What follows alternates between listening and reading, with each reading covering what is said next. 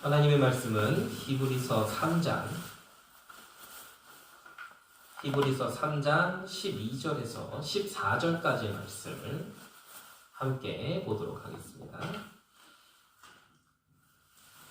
히브리서 3장 12절에서 14절까지의 말씀 우리 함께 합독하겠습니다. 형제들아, 너희는 삼가 혹 너희 중에 누가 믿지 아니하는 악한 마음을 품고 살아계신 하나님에게서 떨어질까 조심할 것이요, 오직 오늘이라 일컫는 동안에 매일 피차 권면하여 너희 중에 누구든지 죄의 유혹으로 완고하게 되지 않도록 하라. 우리가 시작할 때에 확신한 것을 끝까지 견고히 잡고 있으면 그리스도와 함께 참여한 자가 되리라. 아멘. 찬양하겠습니다. 찬송가 251장. 찬송가 251장입니다. 놀랍다 주님의 큰 은혜, 우리의 죄를 속하시려 갈보리 십자가 위에서 어린 양 보혈을 흘렸네. 주의 은혜 우리의 죄를 다 씻었네. 주의 은혜 우리의 죄를 다 씻었네. 죄악은 성난 파도같이 우리 영혼을 위협하나 헤아릴 수 없는 주의 십자가에서 보이셨네. 주의 은혜 우리의 죄를 다 씻었네. 주의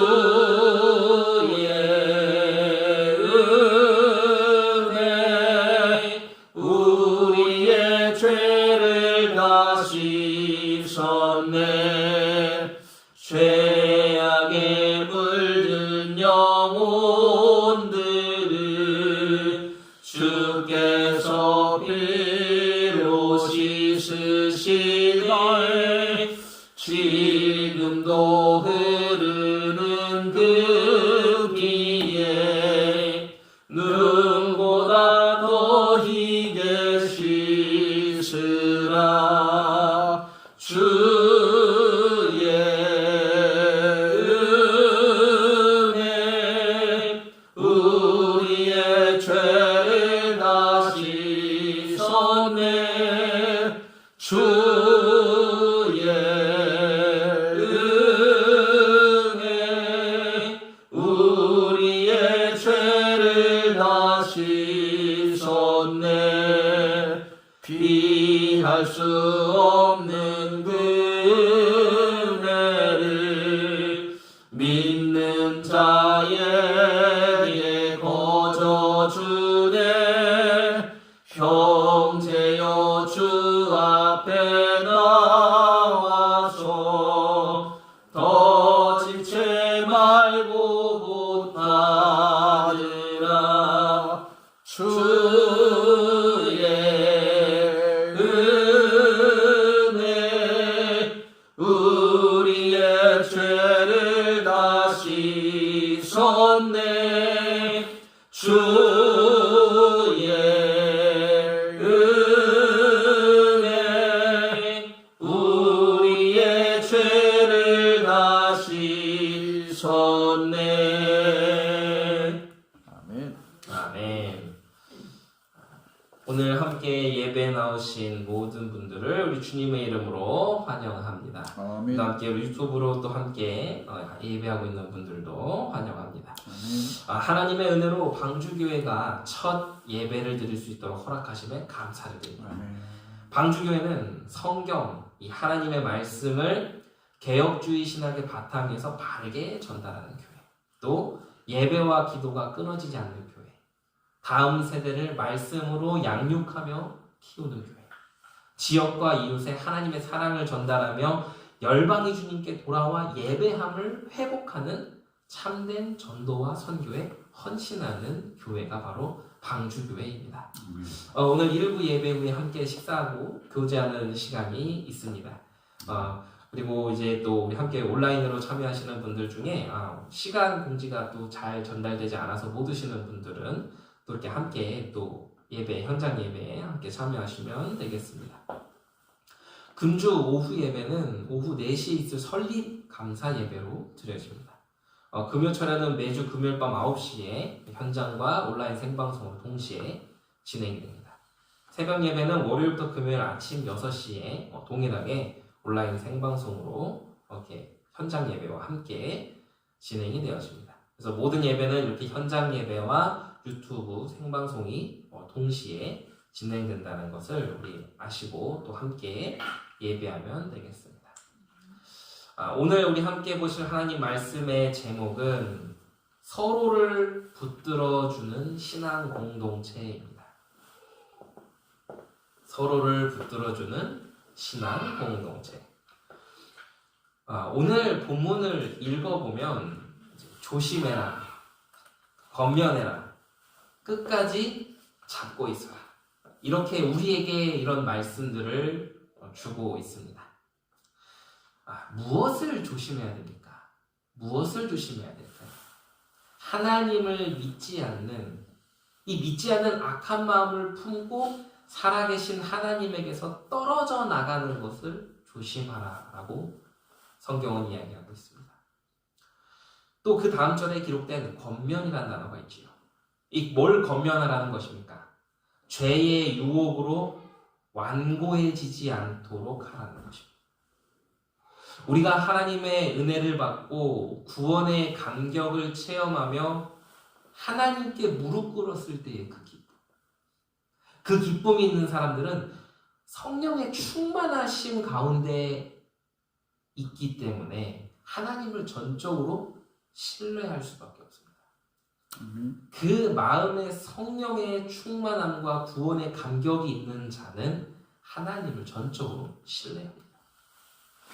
하나님과 꼭 붙어 있습니다. 그리고 그렇게 하나님과 함께하고 하나님께 예배하고 하나님께 찬양하는 그것을 언제나 사모하고 좋아합니다. 그리고 그 은혜의 감격을 체험한 이들은 죄의 유혹을 쉽게 이겨냅니다. 하나님의 사랑으로 가득하고 하나님의 은혜로 충만한 사람은 죄의 유혹을 쉽게 이겨낼 수 있는 힘이 주어지는 것이죠. 악은 모양이라도 버리라는 그 하나님의 말씀을 들을 때마다 아멘, 아멘 하며 쉽게 죄를 범하지 않게 됩니다. 우리는 성경 인물 가운데서 다윗이라는 인물을 잘 알고 있습니다. 하나님의 마음에 합한 자라고 하면 당장 떠오르는 사람이 바로 다윗이기도 하죠. 그렇게 믿음의 본을 보이던 다윗도 실수를 합니다. 그게 바로 밧세바 사건이지 않습니까? 그 내용이 사무엘하 11장에 자세히 나옵니다. 당시 다윗 왕과 이스라엘은 전성기나 다름없는 그런 막강한 위세를 가진 나라였습니다. 그런 전성기에 있는 그 시점 그때에 하나님을 더욱 의지한 것이 아니라 다윗에게 교만한 마음과 해이해지는 그 마음이 들어가니까 하나님을 향한 사랑의 마음과 하나님의 영으로 충만했던 때는 온데간데 없고 악을 범하는 일이 익숙해지기 시작했던 겁니다. 악을 범하는 일에 둔해지며 악행을 저질렀습니다. 그게 바로 밧세바 사건입니다. 하나님의 은혜를 입었던 하나님의 은혜를 입었던 그 처음 중심이 변질되면 그 자리에 교만이 들어옵니다. 변질되면 교만이 들어오는 겁니다. 교만은 합리적이고 실용적이고 뭔가 높은 수준의 영적 비밀을 알고 있다고 착각하게 만드는 모습으로 우리를 하나님에게서 떨어지게 만듭니다. 우리 그리스도인들은 언제나 하나님께서 내게 은혜로 찾아와 주셨을 때 경험했던 그 감격과 겸손과 사모함을 잊어버려서는 안 됩니다. 처음 신앙의 길을 가는 분들은 아직 믿음의 뿌리가 깊지 않고 모르는 것이 많기 때문에 조심하기도 하지만 또 어떤 면에서는 신앙이 약한 분들은 모르기 때문에 어떤 기분대로 또 느낌대로 이렇게 막 신앙생활을 하다가 실수를 하기도 합니다.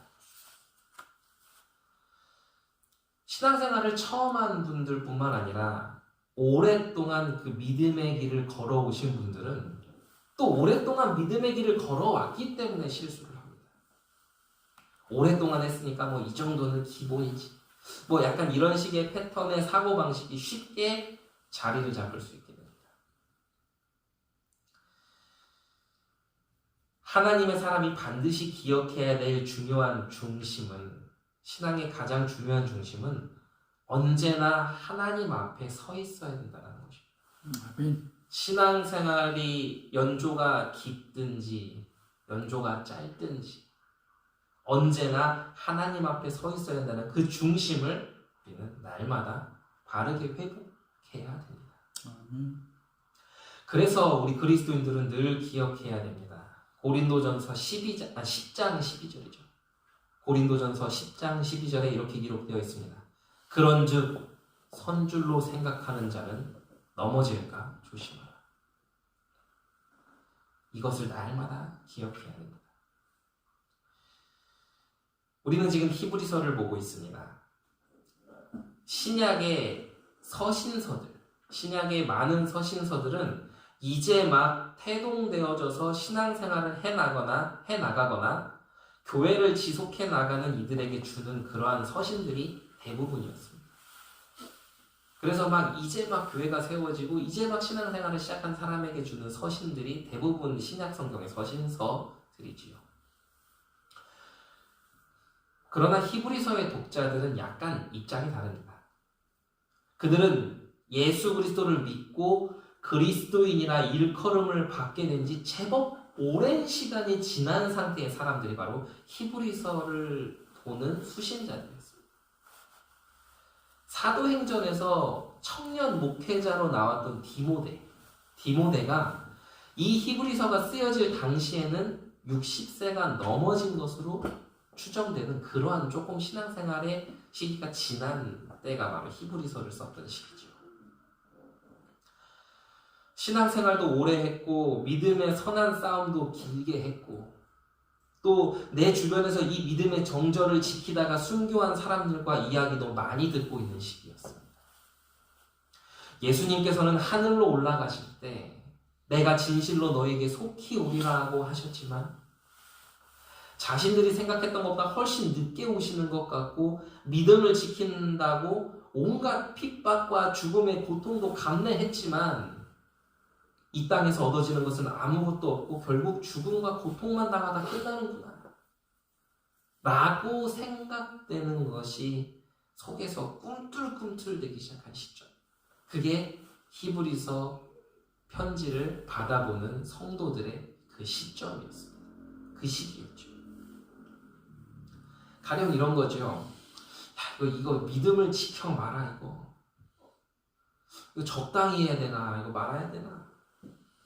예배하는 모임에 계속해서 참석하고 해도 뭔가 눈앞에 보이는 문제들은 해결되지 않는 것 같은데 적당히 둘러대고 서서히 세상에 있던 사람들과 다시 좀 교류하면서 믿음을 좀 적당히 타협해 나가면서 옛날에 그 지위를 좀 다시 좀 보장받아야 되나?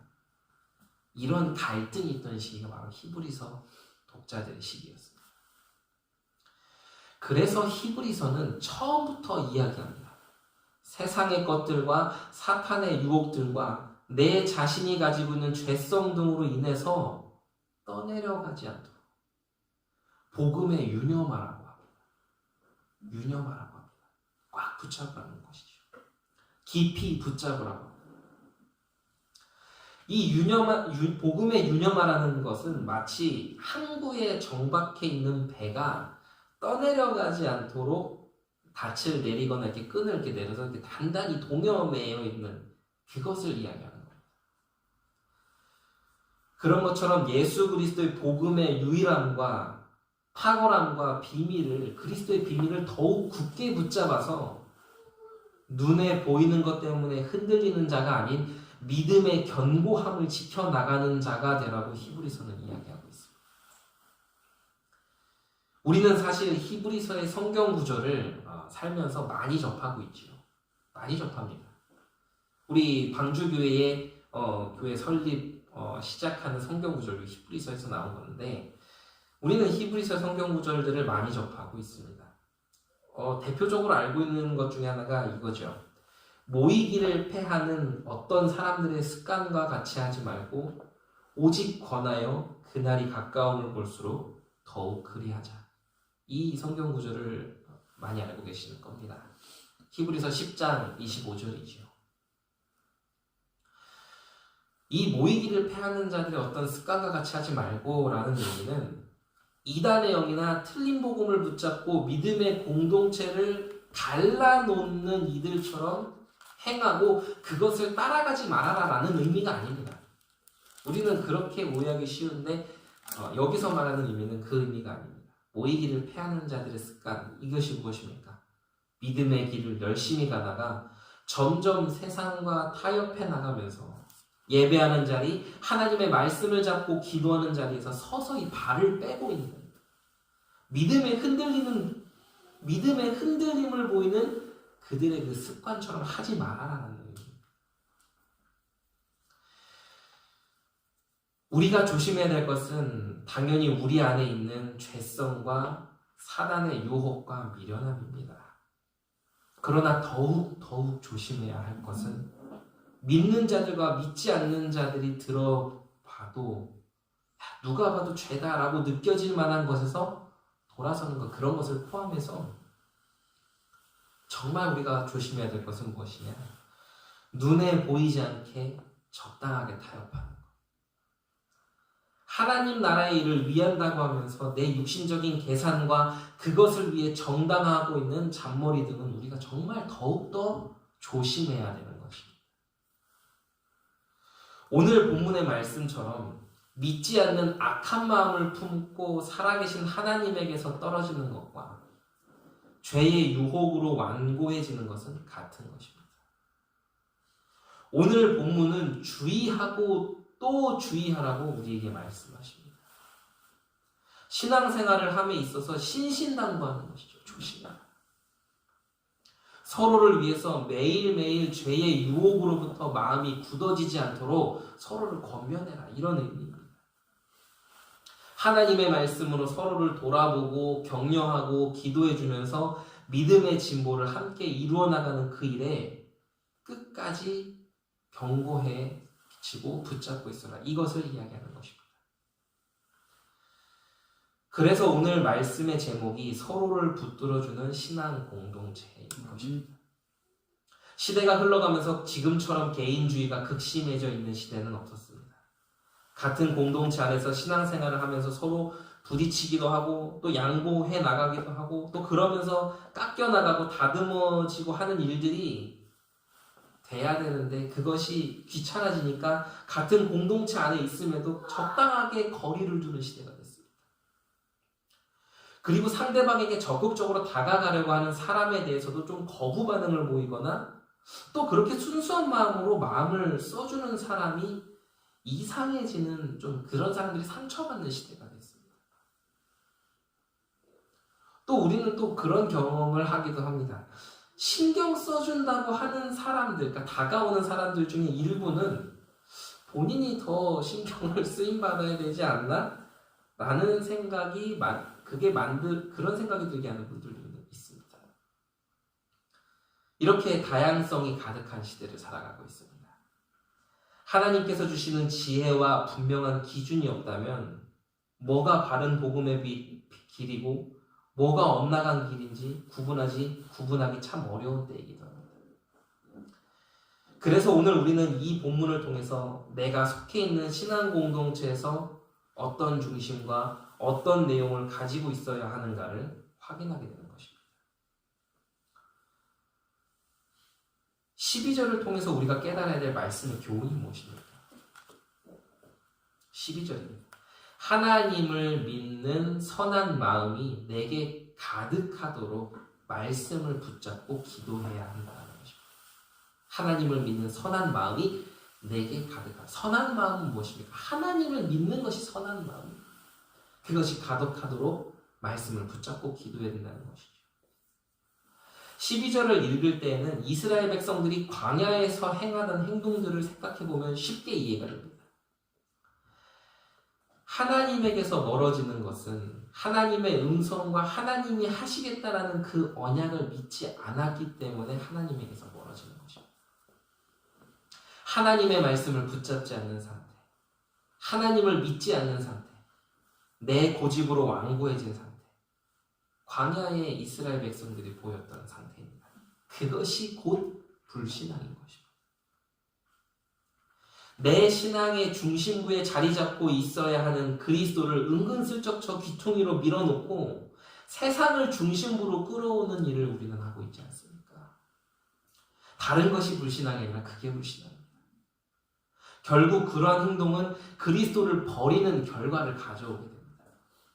그리고 그것은 곧 하나님을 버리는 일입니다. 하나님이 계셔야 하는 그 자리에 하나님이 없다면 그 자리에는 내가 인정하든 인정하지 않든 우상이 자리를 잡습니다. 우상 숭배는 우리가 크나큰 행위를 해야만 우상 숭배가 아닙니다. 삶에서 우리가 얼마나 크고 작은 우상 숭배를 많이 하고 있습니까? 그런데 그 크던 작던이라는 기준조차도 우리 사람의 기준이지 하나님이 보시기에는 모두 똑같은 우상 숭배인 것입니다. 그러니 우리가 어떻게 하나님의 은혜를 구하지 않을 수 있겠습니까? 우리가 어떻게 하나님의 긍휼이 내게 임하게 해달라고 기도하지 않을 수 있겠습니까? 우리 그리스도인들이 본받아야 할 이들은 믿음의 사람입니다. 우리는 믿음의 사람을 본받아야 되고 믿음의 세대를 본받아야 됩니다.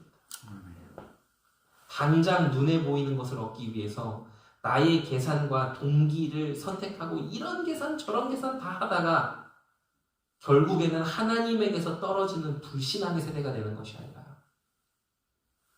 눈에 보이지는 않고 당장 바뀌는 것은 없다 할지라도 당장 유익이 생기지는 않는다 할지라도 믿음을 선택할 때 내가 전혀 생각지도 못하는 가장 좋은 것, 가장 필요한 것, 사람의 수준에서의 좋은 것이 아닌 하나님의 위치에서 내려주시는 좋은 것에 대한 경험을 하는 그런 믿음의 사람이 되라는 것입니다. 우리는 그런 믿음의 사람이 되어야 됩니다. 그리고 13절입니다. 13절은 무엇을 의미합니까? 하나님의 말씀과 약속에 대해서 완고해질 가능성을 항상 조심하며 경계하라는 것입니다.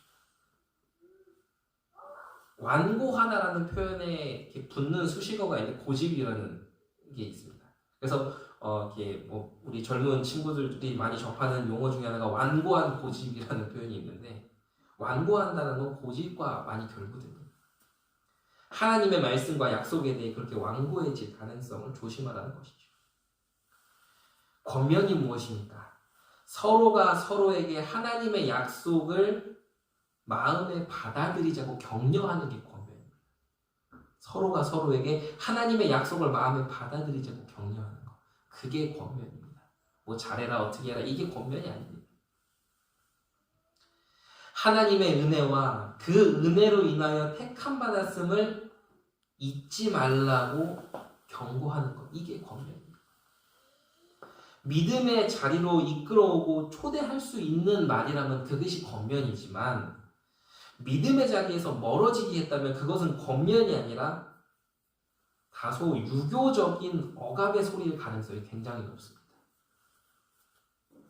권면은 잔소리가 아닙니다.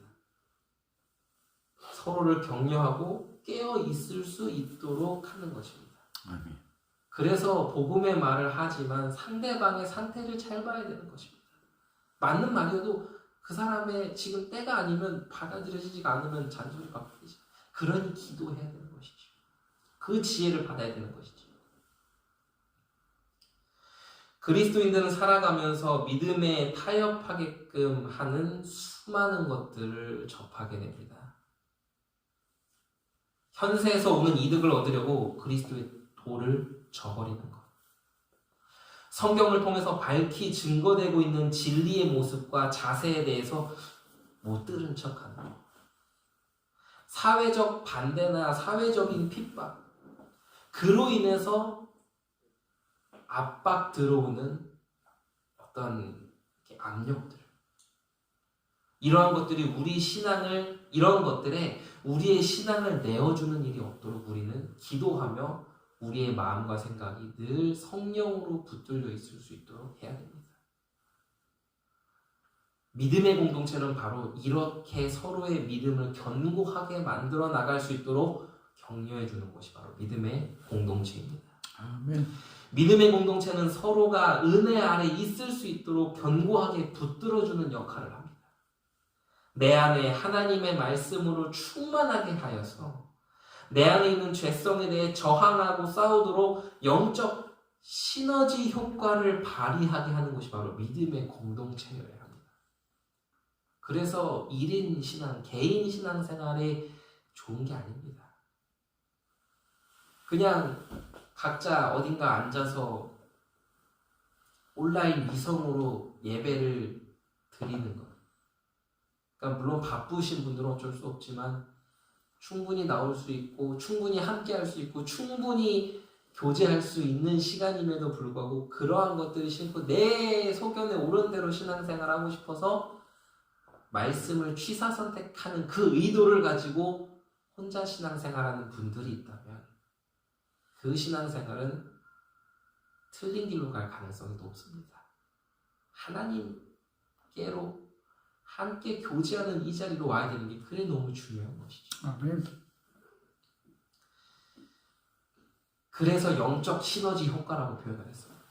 이게 바로 믿음의 공동체인 것이고, 영적 홀로서기가 아직 되지 않는 그 도와줘야 될 믿음을 가지고 있는 지체들이 혼자 있을 때 믿음이 하락합니다.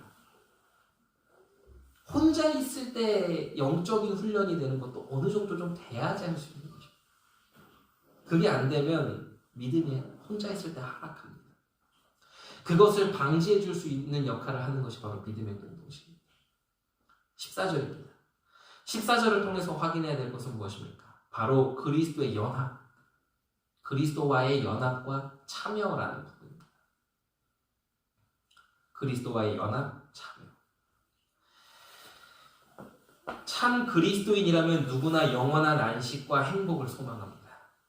천국에서 영원토록 행복과 평안을 누리는 자가 되기를 소원하며 이 땅에서도 천국을 누리기를 소원합니다. 그게 어떻게 하면 될 수 있습니까? 그리스도와 연합한 자만이 경험할 수 있는 특권입니다. 그 특권을 가진 자를 우리는 그리스도인이라고 부릅니다. 그리스도인의 의미가 무엇입니까? 그리스도와 연합한 자, 그리스도의 사역에 참여한 자, 이게 그리스도인이라는 의미입니다.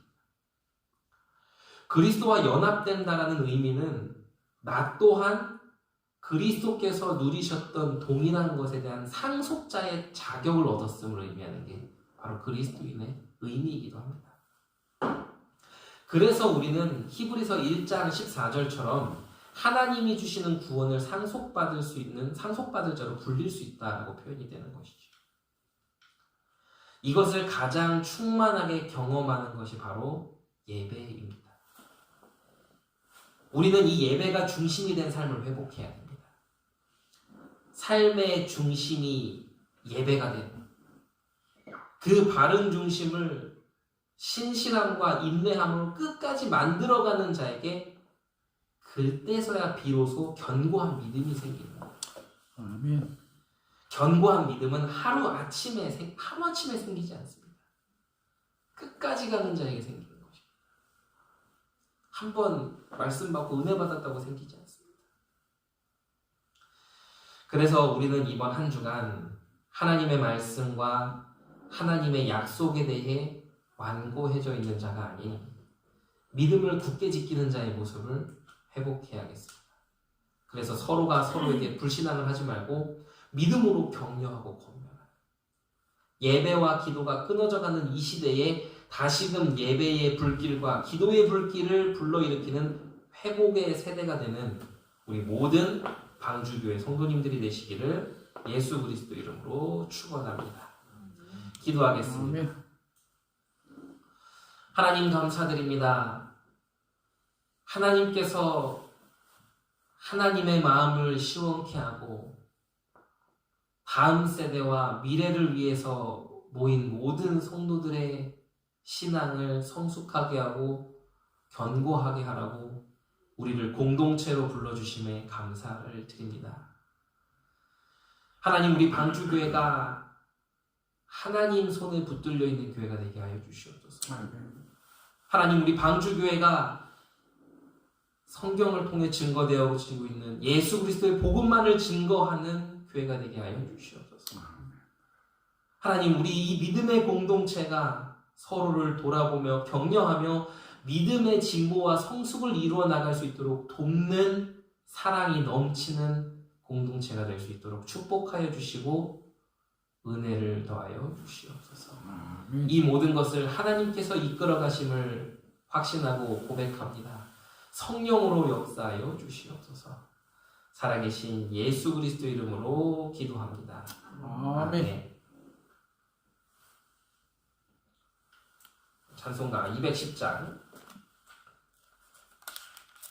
찬양하시겠습니다. 시온 성과 같은 교회, 그의 영광 한없다. 허락하신 말씀대로 주가 친히 세웠다. 반석 위에 세운 교회, 흔들 자가 누구랴. 모든 원수의 옷사도 아무 근심 없도다. 생명샘이 솟아나와 모든 성도 마시니 언제든지 흘러넘쳐 부족함이 없도다. 이런 물이 흘러가니 목마를 자 누구랴. 주의 은혜 풍족하여 넘치고도 넘친다. 주의 은혜 내가 받아 시온 백성 되는 때 세상 사람 비방해도 주를 찬송하리라. 세상 헛된 모든 영광 아침 안개 같으나 주의 자녀 받을 복은 영원 무궁하도다. 아멘.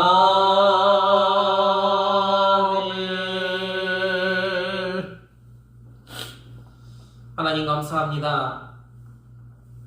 오늘 주신 이 말씀을 붙잡고 세상을 살아가면서 예수 그리스도의 빛을 비추는 참된 그리스도인다운 인생이 될 수 있도록 인도하여 주시옵소서.